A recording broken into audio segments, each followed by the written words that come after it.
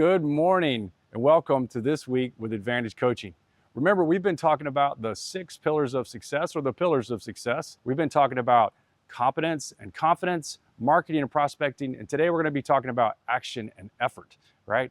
One of the great examples that I have to share with action and effort is that we obviously we meet with rookies all the time. They go through training and all that kind of stuff, and we see all the effort they're putting into things, knowledge they're building, learning, all the classes they're taking, being engaged, asking questions and all that kind of stuff. But how are they putting things into action? So recently I was in a meeting and you would not believe one of the agents in the back, just where she took the ideas, the planning, the effort that we've been putting into, and then she put it into action. She went out and she actually walked the neighborhood where she gave out open house invitations, and she was super nervous, you know, and she had her sister go with her, and her sister just drove around while she went and hand delivered to all the neighbors.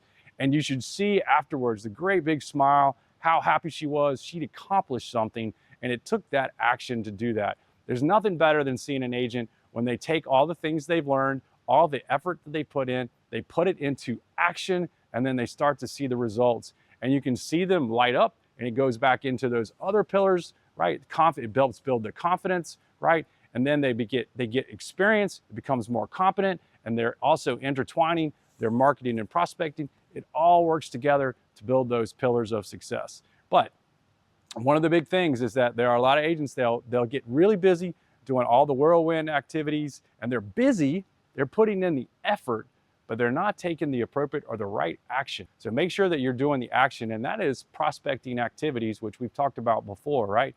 And so make sure that you're putting in those prospecting activities and making sure that you plan your action each week. One of the other things that we'll be talking in one of the other weekly videos is we'll be talking about how you plan your action and your action items, and usually 12 weeks at a time. For any of you guys that are big fans of the 12-week year, we'll be talking about that. But I see it all the time.